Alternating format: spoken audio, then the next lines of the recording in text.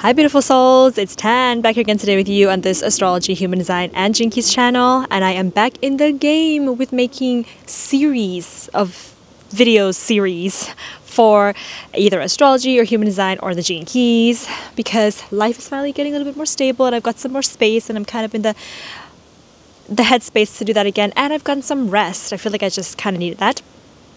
So therefore, I'm back into making that series again. So I've made series like Saturn through the houses, Sun through the signs, Venus through the signs, but I've never done Sun through the houses, which is just the basics of astrology. So this is going to be a very useful video for you if you are new to astrology, because knowing which house your sun is in is just one of the most important basic things that you kind of want to know when you're going into astrology.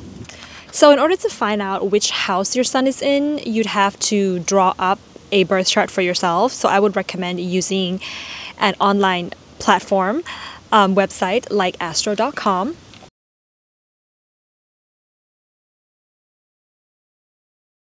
By the way, I got this jacket from my dear friend Millie. I think it's really cute though. I'm just still trying to figure out how to best wear it, but it's so comfortable. And as a Taurus, that's like the most important thing, is to wear comforting clothes. But yes, so once you have put in your birth information in astro.com, I would suggest using the whole sign house system. That is from experience what I have noticed, just from like having tried out different house systems, Placidus, Equal House. I found that whole sign has been the most wholesome way to interpret my chart. It has that way of interpreting yourself and your charts in the most humble and modest of ways. It doesn't, you can say, boost your ego. How fitting to be discussing this with a video on sun through the houses. But yeah, that's kind of like why I love whole signs the most. That's just how it kind of works for me, but maybe it's different for you.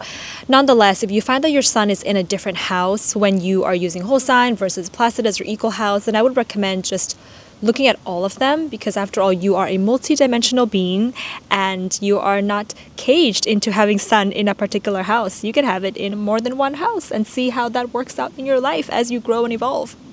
So when we're looking at the sun in astrology, we are looking at a planet that is symbolic of the father figure in your life. This can represent the personality traits of your father in a sense, or the way that you perceived your father to be. This can also be representative of then how your father builds your ego structure and your sense of self-confidence and self-esteem. So when we talk about self-confidence, self-esteem, and your ego structures, we're going to be all born into this world with those parts of ourselves not fully developed. So therefore, my dear friend Sarah likes to say that the sun is the ideal to which we strive. And there is some truth in that, because when you're talking about the ideal to which we strive, we go throughout our whole lives building our self-confidence, our self-esteem, and making sure that we have a solid ego structure. Without these things, we just can't really find contentment, happiness, or success in our life, which is the next point of the sun. It leads us to this point of how do we want to shine in the world? How do we want to be seen? And how can we be seen in the world in a way that brings us a sense of success, that brings us a sense of identity? Like, this is me and this is my place in the world, right? The sun is shining on this earth and it's lighting up something, and whichever house it is in your chart, it's lighting up that house in your chart in which you can really succeed in, so that you feel just good about yourself. And the sun also represents our vitality. And there's other planets that can kind of represent something similar, like Mars representing your energy, but sun is more about your vitality. The way that the sun rises in the morning, right? And it kind of makes you get up, right? It gives you that boost of energy and inspiration. That's kind of how we view and we would define vitality in this sense. When the sun is coming into the first house, so I'm going to talk to you from a place of theory plus personal experience. So noticing people in my life and clients that I've done reading for that have this placement. These people are usually very healthy. That's the first thing I usually notice about them.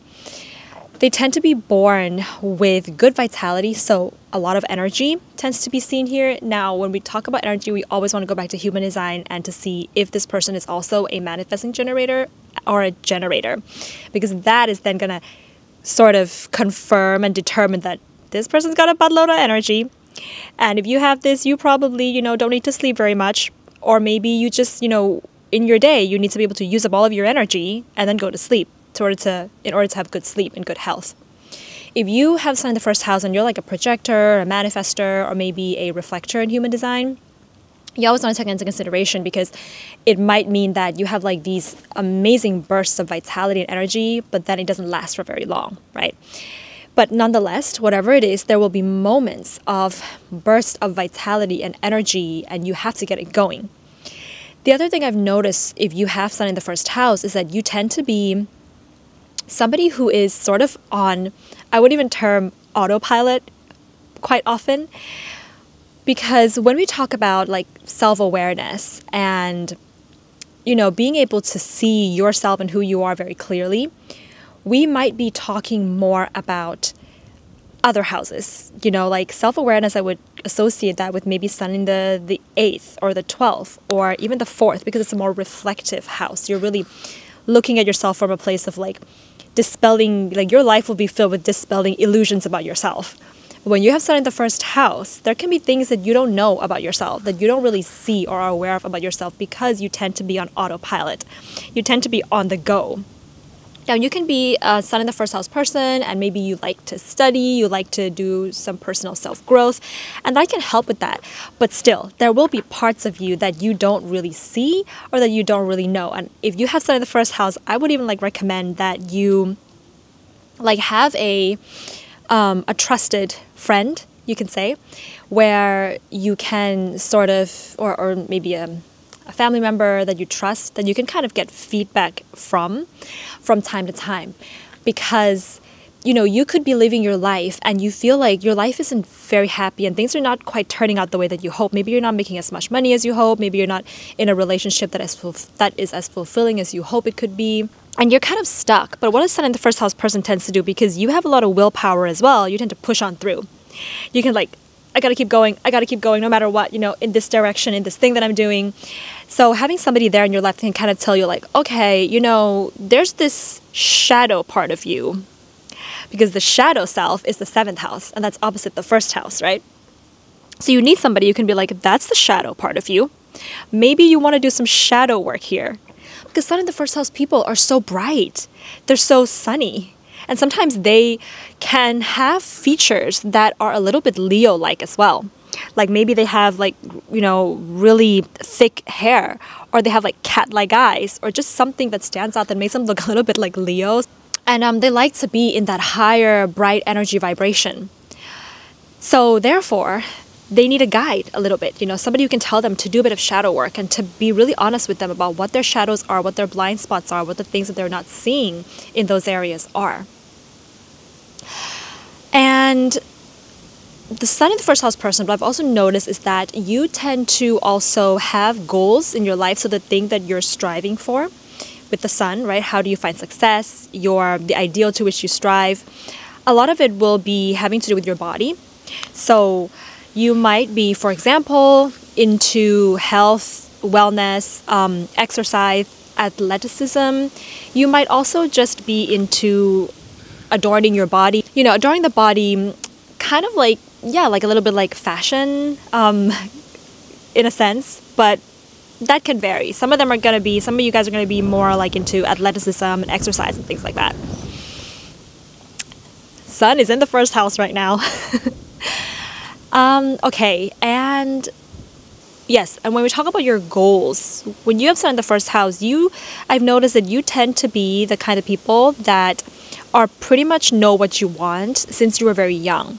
So you might have a goal, maybe you were interested in gardens and plants since you were very young, and you tend to be continuously interested and wanting to pursue this particular goal for the rest of your life.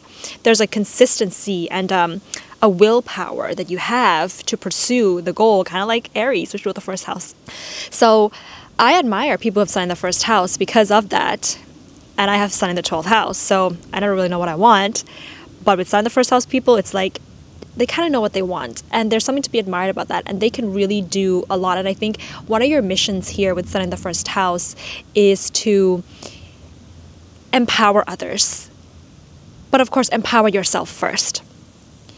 And remember that empowering others is not only about cheering them on, motivating them, or supporting them in what they want to do, and, being optimistic about their life. Sometimes supporting others also means encouraging other people to do the shadow work and motivating them to go deeper. But remember, you have to go deeper first, and then you can do that for others. With all the sun house placements, you also want to check aspects. And if you want to understand more about aspects, I would highly recommend that you join me and the community on my Patreon, which I've just set up. I'm so excited. I'm going to be doing a series there on Patreon, going through all of the aspects in the birth chart, in the synastry, composite charts, and we're going through the gene keys, programming partners, as well as different spheres of the gene keys through the lines as well. So I'm going to leave a link to my Patreon in the description box below, and I would highly, highly recommend that you check that out to understand a little bit more, because aspects will change the placements of planets in the houses. All right, so we're going to move on to Sun in the second house. So I know some people in my life who have Sun in the second house. I'm going to be talking about this from theory, but also from life experience of noticing the people around me. So I've noticed that Sun in the second house people, it will be very clear that somebody has Sun in the second house, because they're kind of, a lot of the things that they are doing in their life is to build security. Even though, so the second house rules money, and it rules our self-worth at the same time. So it rules both of these things. And I think the second house to me also represents a little bit of like creativity in terms of self-expression, because it is ruling your throat and it has a Taurus energy to it. So what I've noticed with people who have this one is that you have this conflict. Let's talk about the negative aspects of it first. You might have a conflict, between a more secure and stable job and doing something that is not so stable but really allows you to express yourself and your creativity. And you're waiting to find the courage to do that. And this takes time, because the second house is slow. And I think that the challenge with having Sun here, when it comes to like, how can I leave an unfulfilling job and pursue something that may not be so stable but can be more fulfilling for me, is because Sun and second house people love pleasure. So they love to spend their money on pleasurable things like food and nice clothes and maybe traveling. It depends on what you find pleasure in. Some people are going to find pleasure in like taking courses and studying, but it's about that sense, that feeling of like, pleasure, delicious, right? It's that kind of feeling, and they're kind of always obsessed with pleasure, we can say. Spa days and things like that. So they like to spend on pleasure, and at the same time they want to have a career that allows them to, and I talk a lot about career with this one because the Sun is, the ideal to which we strive. It's kind of like the success factor in your life, and a lot of it for them is really about this career. And so finding that, but also being able to make money from a riskier, freeing career that allows you to really express yourself. But how can you also make a stable income from that? That's kind of the struggle that Sun and second house people have. And so, because the second house also rules your self-worth, you have to know that you can do whatever you want in your life with your Sun and second house. You can make money from whatever it is that you decide to do. But you've got to build that self-worth from the inside out, not from the outside in. Self-worth doesn't come from, well, it could come from being able to spend money with Sun and second house, being able to spend money on what you want, but that cannot be how it starts. So when you build your self-worth from the inside out, you will realize what is at your essence. And the second house is all about that essence. And I admire Sun and second house people because they can really get to the essence of themselves. And that is where your self-worth is. It's kind of like, I associate this a little bit with decluttering. Like if you had to declutter your house, you had to throw away a lot of things. Like what would you keep? Those would be the things that are most important for you. That's kind of like what you're doing with your life, is you're decluttering things that don't actually matter, but they just bring instant gratification. And that instant gratification is somehow telling you that you have the money to be able to get the instant gratification. And if you had money to get the instant gratification, then that brings you self-confidence and self-worth, but that's from the outside in. So to build that from the inside out would be to say to yourself, like, to go back. And I recently did a hypnotherapy session with my hypnotherapist on my self-worth, because I have moon in the second house. But anyways, we went back to the very first moment during my hypnotherapy session when my self-worth was first ever diminished. That was when I was like 4 years old. So if you have Sun in the second house, I recommend kind of like a practice like this where you really go inwards and you find that very first moment when something went wrong with your self-worth. When you can find that moment and be there for your lost younger self and change that from the inside. So finding stability inside of yourself by being there for yourself, even if it's just in the mind, being there for your younger self, just like in a meditation state, that is really important. You're building that security slowly. You're being there for yourself slowly. And when you can do that, everything that you decide to spend money on, it won't feel like a waste anymore. It won't feel like you're spending money just on instant gratification, but you shift that perspective and you actually spend money on things that are of value to you, that are important to you. And that feels so much more satisfying and so much more pleasurable than just the, instant gratification. So when you can do that, it makes it so much easier for you to be able to make that transition, probably into like a career that maybe not so financially stable, but it's more fulfilling for your soul and allows you to express yourself more. And then you can slowly begin to build from that. And because, once you kind of make the transition, right, a lot of us, you have to live a little bit like minimalist. You can't spend too much while you're making the transition, while you're just like building something new. Maybe you have a savings, but you don't want to use up your savings, right? So you need to be able to build up this habit, and that gives you the courage.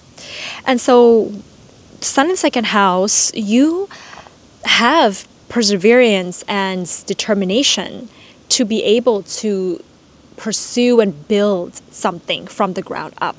So you can be an entrepreneur, you can build your business in that sense.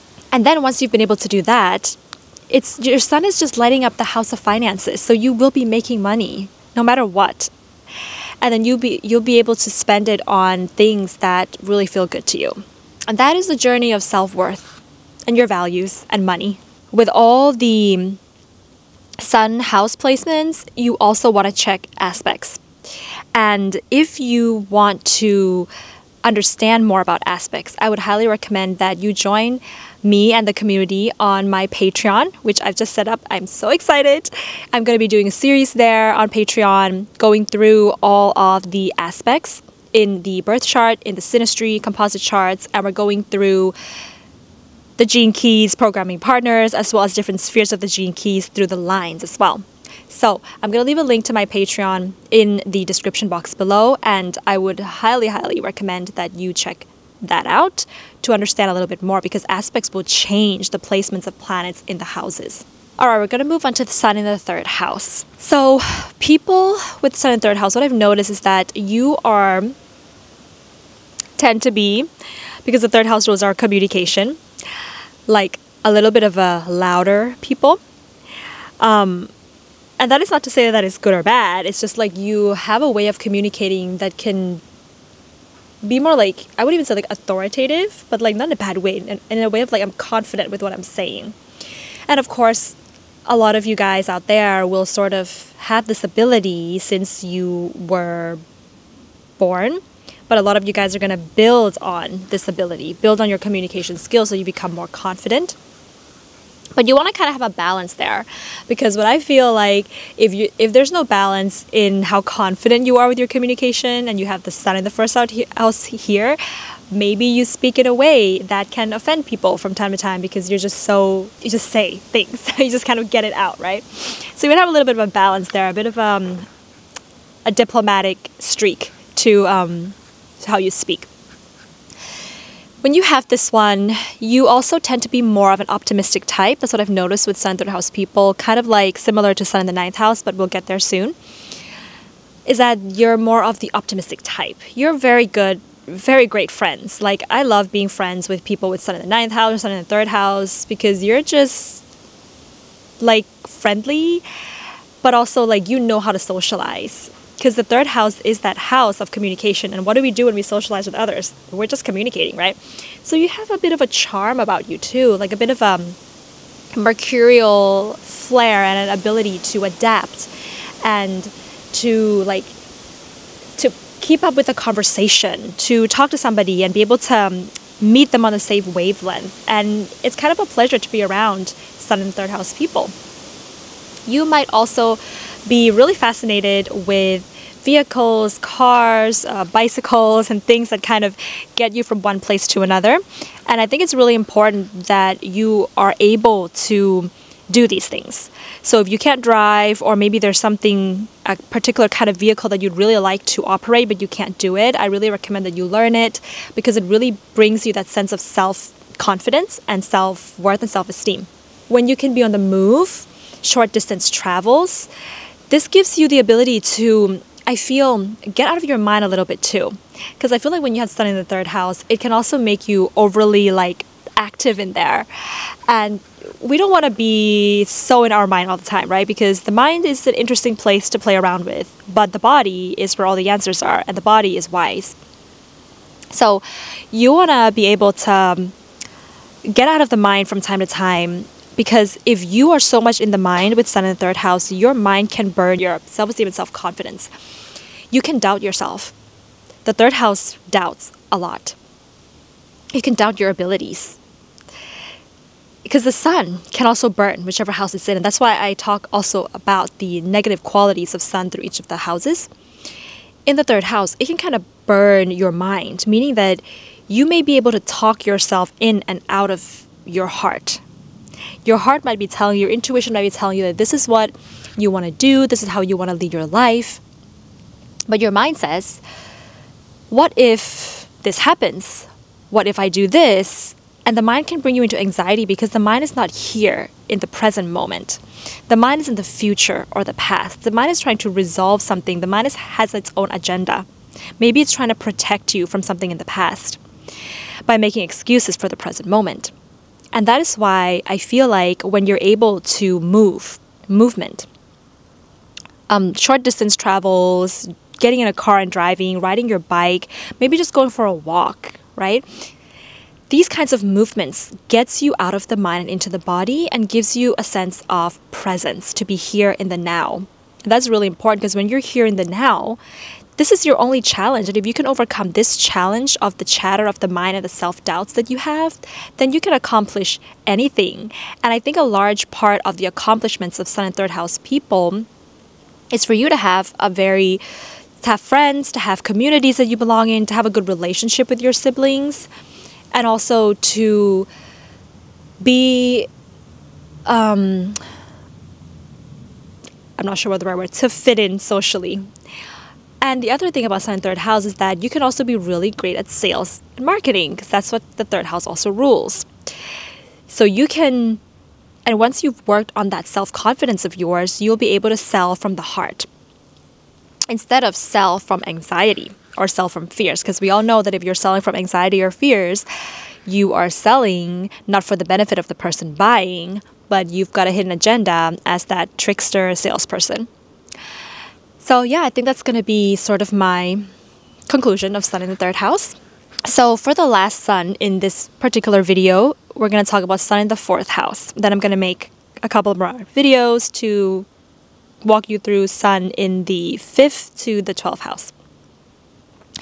So with the sun in the 4th house, the house of the home and the family, what I have noticed with sun in the 4th house people is that you tend to take on certain characteristics that are very familiar to either your mother or your father. Now, with all the sun house placements, you also want to check aspects. And if you want to understand more about aspects, I would highly recommend that you join me and the community on my Patreon, which I've just set up. I'm so excited. I'm going to be doing a series there on Patreon, going through all of the aspects in the birth chart, in the synastry, composite charts, and we're going through the gene keys, programming partners, as well as different spheres of the gene keys through the lines as well. So I'm going to leave a link to my Patreon in the description box below, and I would highly, highly recommend that you check that out to understand a little bit more, because aspects will change the placements of planets in the houses. You may take on characteristics of your parents, unless you've got some aspects maybe to Uranus that might change that, because then we tend to be rebellious of the parents.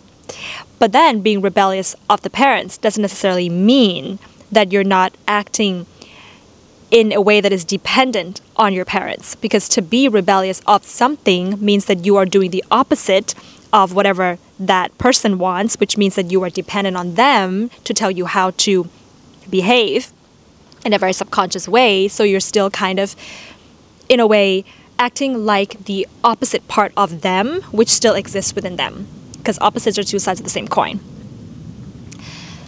But yes, you tend to have, characteristics are similar to your parents in a sense. And so what I would say with this placement, so let's go into the negative parts of it first, is that you have to consider, who do you want to be with Sun in the 4th house? Do you want to be like your parents? Or do you want to find out who you could be independent of them? So I think Sun in the 4th house is a really, really great place for what is called like deconditioning. Like when we look at human design or gene keys or astrology, it's all about deconditioning. It's about learning your traumas, what your parents have taught you while you were growing up, your coping mechanisms, and to be able to figure out how you actually want to live your life, what you actually want to strive for. And I think with Sun in the 4th house, sometimes it can be a little bit hard because the Sun is there. Like it's in the 4th. It only shines and knows well, it doesn't only shine and know, because you've got planets in other houses, right?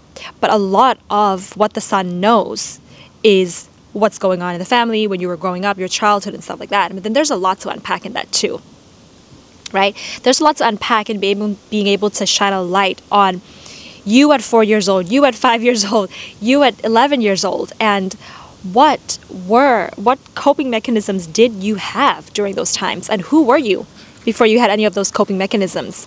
Who were you when you were like, let's say, 2 years old, before your abandonment issues started, before you had to cope with certain things that happened in your life? Can you bring out that part of you again? And I think that for Sun in the 4th house, like having a space, like a home, where you can really feel safe in, because this is really about this placement is about safety. Having a space, an altar in your home, a place where you can really feel safe in, is going to be really important for you, because only in safety can you really tune in to the desires of your body, your heart, and what it is that your heart and your soul truly wants. And of course, look at other planets and other houses and see how it's aspecting the Sun, because it can tell you where you may find pleasure or where you may find success in terms of like what you need to master, things like that in your life, and allow the Sun to figure out the conditioning of the past so that you can propel you towards where you want to go, right? So use the Sun in that way. But of course, belonging and safety, and sometimes when I see people with Sun in the 4th house, sometimes you follow the career of your parents. So you did what your parents did, or maybe you take on after the family business. That's very common there. And if that is really something that you feel happy with after you've done the deconditioning, after you've kind of figured out your coping mechanisms and you're no longer operating from survival, but you're now thriving in your life, but if that's something that you feel like you really want to do, you've got gold there, because you've got support that is there for you, a solid support that your family has built for you, right? You don't have to go strive and try to build something completely new from the ground up. But if you've done the deconditioning and you've sort of figured out your coping mechanisms, and you find that it's what you really want to do in your life is not following your family's business, it's not doing what your parents did, then now you have to follow your own path and have a conversation about this with your family and see what they say. And of course, again, depends on aspects to the sun, whether that's going to be more challenging or whether that's going to be easier. So, people with sun in the fourth house, a lot of them have a warm, calming type of energy. They can really make other people around them feel safe, and you can really be a great hostess, welcome people into your home, and create family.